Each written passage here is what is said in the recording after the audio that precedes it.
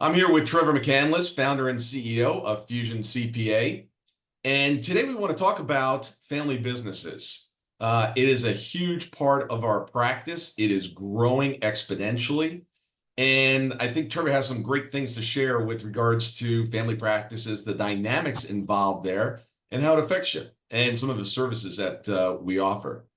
So, Trevor, family practices or family businesses more specifically.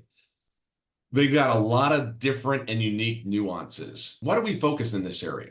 Yeah, well, I think it's good to touch on, our perspective, where it has been and how we're kind of morphing from a Fusion CPA perspective, right? Back in my 20s, I was working full time at a CPA firm. I was getting my master's in tax at night, and I started my first venture, a golf club rental company on the side. And it came to be that we started making around 30,000 a month. And at the time, I had a live-in girlfriend at the time who's a failed real estate agent. And I said, "Hey, can you help me out with the business?" And that's when I first learned that my default management style was that of a micromanager. I would come home and I would say, "Hey, what did we get done today?" And being an accountant, I actually even put together a timesheet for her. Your girlfriend. Yes, yes. Yes. And I'd say, "Let me see the timesheet. What got done today?" And long story short, that ruined the relationship. You Go know? And I vowed, and I was in my 20s, right? And I vowed to never work with a significant other, family member, et cetera, again, right? Fast forward to today, I have two young daughters, and I'm kind of rethinking that perspective, right? Would I want them to work in the business? Would they want to work in the business? How would we kind of navigate that? And then just from a mentorship perspective, like I want to hand down some of the learnings in entrepreneurialism and business ownership. And so I don't want to have walls up in that, right? So that's kind of how we've gotten there. And then, with that logic, then we look at our client base of our consulting clients. I want to say about 65% of them are spousal relationships, husband and wife. And then a large number as well, there might have taken over the company from a father or a mother. And then they have children, same thing, graduating from college, coming into the workforce. Maybe they can get a job, and maybe they can't. And so where's an opportunity in the interim to potentially work? Is that in your business? If so, how are we going to hold them accountable? Just like any other employee, we don't want to be taking favorites, even though they're family members, because that's going to bring down the culture of the organization. And then there's, tax and planning conversations in and of that as well, with succession planning, estate planning, and all kinds of things. So it's a loaded topic that I feel that really nobody is talking about, oddly enough. Now, you talked a little bit about the consulting piece. What are some of the nuances you talk about on the consulting side when working with family businesses? Let's see, there's a lot of different kind of nuances involved. With our work in traction, it all starts with the vision of the organization. And if it's a family business, it's the vision of the family, right? Sometimes if it's one founder, one CEO, that individual is coming up with the vision. But when we have a family involved, it's more of a family initiative, right? Like if the husband and spouse have no other source of income, we might say, okay, well, when we are building out our division or our vision, we may want to have one division, one of the sources of the income for the business, try to be as stable as possible, right? To pay all the bills. And maybe another division is a little bit that we're launching has a little bit more risk. It's going after, the BHAG, the big hairy audacious goal, a little bit more versus just the BHAG, right? Because our whole family is riding on this venture. So these are just a couple of nuances, but I tell you, as we dive in this deeper and we kind of think about what our clients are going through, it's the sky's the limit as far as nuances. And so we're creating a huge library of these nuances, so which we can kind of help our clients.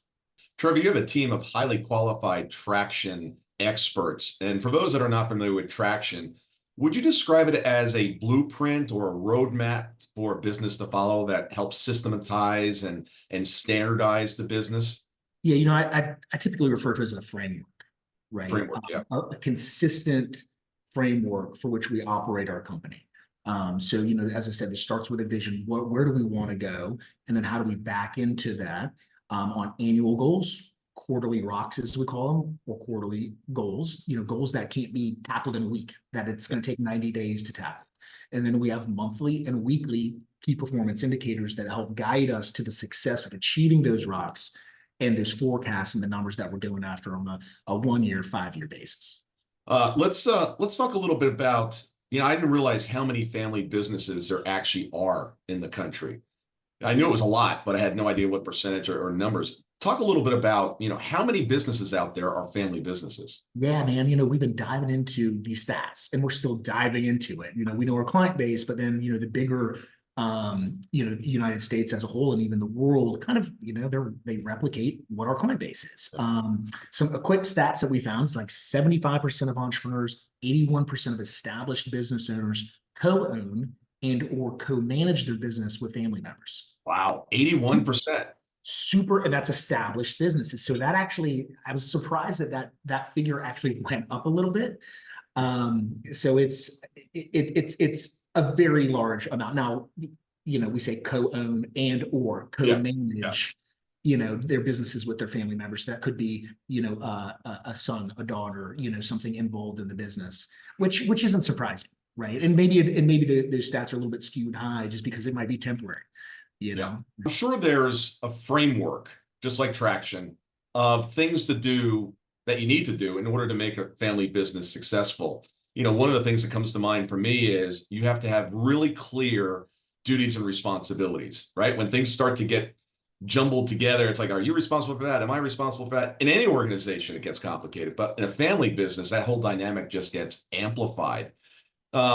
Is there anything else that you can think of that is extremely important to put some framework or have a discussion about prior to entering into a family arrangement like that, bringing on a new member, et cetera? Yeah, I'm actually really glad that you mentioned that, because whenever we're not hitting goals, whenever we're not hitting KPIs within our business, whenever we're off track on, say, our forecast, we then say why. It's an issue that we needed to discuss and solve as a leadership team. Yeah. And in diving into that, sometimes it's processes, sometimes it's people, et cetera. And when it's people, we always ask in the traction world, it's GWC. Do we get it? Do we want it? Do we have the capacity to do it? So do I get it? Do I have the skill set to do the actual job, right? Do I want it? Do I wake up and I'm ready to get after it? Or do I wake up and like, not this again? You know what I mean? See capacity, right? Do I have the capacity? Do I have the time to do it, right? Like as entrepreneurs, a lot of times, especially when we're launching, heck, 10 years in, you're still wearing 10, 25, however many hats, not just one hat. So do you have the time to be able to execute on the roles and responsibilities for that position? It's fascinating, the conversations that you have in talking about this, right? A lot of times we might find a spouse at the very beginning becoming the bookkeeper. It's very common. And at an EO conference out recently, the spouse was there and saying, yeah, Trevor, I hate being a bookkeeper. I retired from my job. The company was taking off and I just got put into this position. And it's like, okay, well, getting back to GWC, we can do it in the short term, right? We can make sacrifices, and this is what we do as entrepreneurs and families. We make sacrifices for each other. But that want it, you're going to be suffering from burnout over time. And then even, more things than burnout, potentially regret, et cetera. And if we keep our conversations within working together, and this is whether it's a family or any employee, if we keep it in the world of what is healthy for the business in GWC, then we cut right through that ideally, and then we get into a lot of other conversations of timing, affordability, cash flow, within those sacrifices that we all make. Now, in your experience when working with these family businesses, one dynamic comes up an awful lot where you have the founder, majority shareholder, president, CEO of the company being one family member, and then other family members in different roles, obviously lesser roles from a compensation standpoint. A lot of times that starts to cause issues. What have you seen, and what do you do to help create a harmonious environment there? Yeah, that's where it gets meaty, right? Yeah. So, and this is where also the conversation can be differentiated into first generation businesses Mm. and multi-generation business, right? Because it could be a father, like we've got a client. We actually, oddly enough, work with other CPA firms in our consulting business, and the CEO took over the business from his father, right? He's 75 and he still wants to do tax returns. You know, I get it, honestly. Like when I'm 75, like you want to do something, you Yeah. know, you want to be valued. This is part of your identity, you know. And so just to kind of be done with that, you know, then it gets in the conversation of, you know, are there hobbies, et cetera, other things that we can do to help facilitate the transition. Um, but you have to be mindful of that, right? If we had an employee that, you know, isn't performing and, you know, they've reached a certain retirement age, well, I mean, within the handbook of your company, you might have a mandatory retirement age. You know, Yeah. so sometimes it's a little bit easier in that kind of scenario. But multi-generational, you know, just compensation period. This gets into profit sharing. What is a reasonable compensation? Are they holding up to their duties?